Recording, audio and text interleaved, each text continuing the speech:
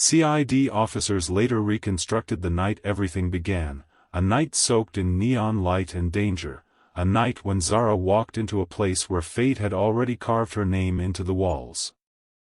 The underground poker den wasn't the sort of place where ordinary people wandered in by mistake. It smelled of sweat, gunpowder, desperation, and secrets too heavy to breathe. Zara stepped inside with a photograph clutched in her hand, her cousin's last known picture, telling herself she was only there to ask questions, nothing more. But even she couldn't deny the chill that crawled up her spine as she crossed the room. Shadows moved like they were alive, whispering warnings she didn't hear. Every man in the den paused to look at her. Not because she was beautiful, though she was, but because she didn't belong. She was light stepping into a nest of darkness. And that is why Arman noticed her instantly. He sat alone near the bar, a cigarette between his fingers, the smoke curling around him like it feared to leave. Arman carried danger like a second skin, people moved around him instead of past him. His reputation was stitched with blood, gun running, debt collections, unsolved disappearances, but nothing about his expression showed cruelty. It was quiet, unreadable, almost hypnotic. And when his eyes landed on her, they softened in a way that made seasoned criminals glance away. Zara walked straight to him, unaware he was the storm she had been warned about her whole life. She asked him if he had seen her cousin. The photograph trembled in her hand. Arman didn't look at the picture at first, he looked at her, studying her face like he was memorizing it. Then he gave a small nod that carried more weight than words. She suddenly felt the room shrink until only the two of them existed. He told her he might know something, but his tone made it sound less like a favor and more like a beginning. Before she could respond, two men in the corner started eyeing her with a predator's hunger. Arman noticed. He stood up, not quickly, but with the calm precision of someone used to ending threats before they were born. The men instantly backed down. Zara realized then that this man wasn't just dangerous, he was respected in a way that only fear could buy. The rain outside was relentless, pounding the pavement like warning drums. Arman offered to walk her out. She hesitated but followed him anyway, her instinct screaming and her heart refusing to listen. When he placed his coat over her shoulders, their hands touched. It lasted less than a second, yet something unspoken surged between them, something forbidden, something magnetic, something fatal. CID officers later called this moment the pivot point, the instant when one innocent woman stepped too close to a man the city feared. They said that if Zara had turned around, if she had walked away, the tragedy that followed might have never happened. But she didn't. She let him lead her into the rain, unaware that she wasn't just chasing answers, she was walking into a darkness that would swallow everything she once knew, and into a love that would destroy them both. CID's investigation uncovered the truth piece by piece, each detail cutting deeper than the last. Zara had been living in Arman's world for weeks now, drifting further from the person she used to be. What began as a desperate search for her cousin had become a dependency she couldn't understand, a pull she couldn't resist. Arman kept her close, too close, like he was afraid the world might steal her away. Yet in every moment of tenderness, she could feel a shadow behind his eyes, a secret he guarded with the same intensity he guarded her.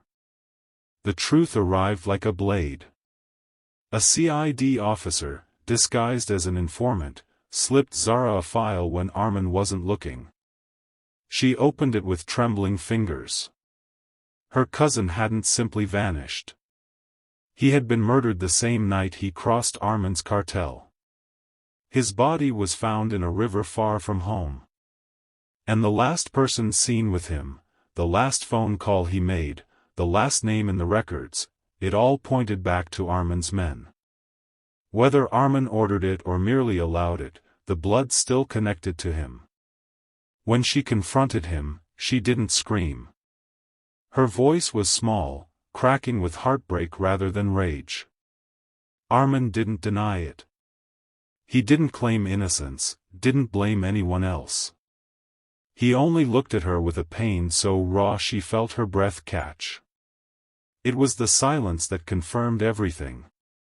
She stared at him through blurred eyes, realizing that the man she had grown to trust, the man she felt drawn to in ways she couldn't explain, stood on the other side of the very darkness that destroyed her family. She should have run. She should have called CID that second. But love, once it's infected with poison, doesn't die cleanly, it lingers, twisting the knife with every heartbeat. Arman reached for her, slowly, like he expected her to disappear if he moved too fast. His fingertips brushed her cheek, wiping away a tear, and she hated herself for leaning into his touch. He whispered that he never meant for her cousin to get hurt, that the world he lived in had rules he could not break, debts he could not refuse, enemies he could not ignore.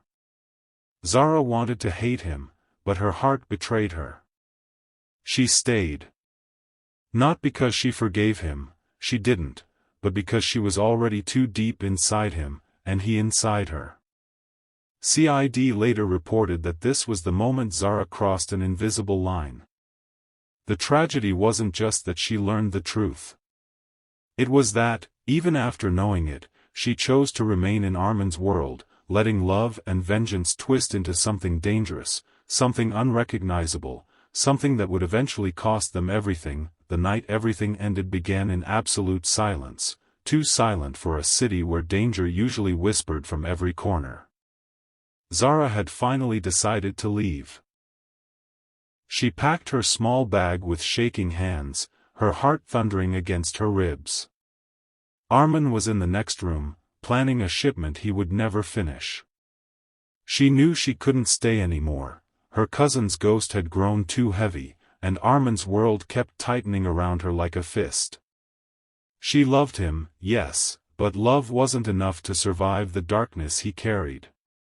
Before she could slip out the back door, the world outside erupted in sirens.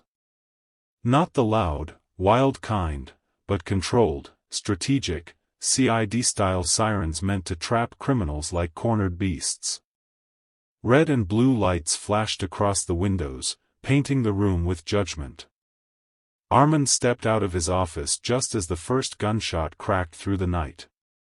His eyes found Zara immediately, and in that single moment he understood everything: her packed bag, her trembling breath, the betrayal she never intended but couldn't avoid. He didn't shout. He didn't blame her. He only reached for her wrist and pulled her toward the hallway as CID forces stormed the compound. Bullets tore through walls. Smoke filled the air. Flames burst from the storage room where someone had set fire to the evidence. Zara and Arman ran together, their fingers locked so tightly it hurt, each step echoing with memories that were already slipping away.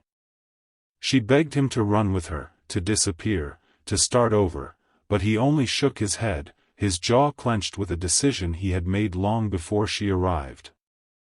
CID officers surrounded the exit. Arman pushed Zara behind a pillar, his body shielding hers even as bullets whistled past them. He pressed his forehead to hers, breathing hard, breathing her in as if it were the last time. And in his voice, low, broken, trembling, he confessed the truth he had never allowed himself to say, that loving her had been the only good thing he had ever done, the only thing he didn't regret, the only thing he wished he could keep. Then he pushed her toward the escape tunnel hidden behind a metal panel in the wall. She fought him, clinging to his coat, begging him not to do this. But Arman had already made his choice. He stepped out into the open with his hands raised, facing CID with a calmness that shook everyone who witnessed it. He took the blame for every crime, every shipment, every death, including the one that had shattered Zara's life. The officers dragged him away while she watched from the shadows, tears burning hot trails down her cheeks. The flames grew taller. The sirens grew louder. And Zara realized that dark love does not fade, it scars. She left through the tunnel, carrying the weight of a man she could not save, a love she could not erase, and a truth she would never speak again. The city went quiet after his capture, but her heart never did. Some stories don't end with justice. Some end with a love that destroys everything, leaving nothing behind except the echo of two souls who should never have met.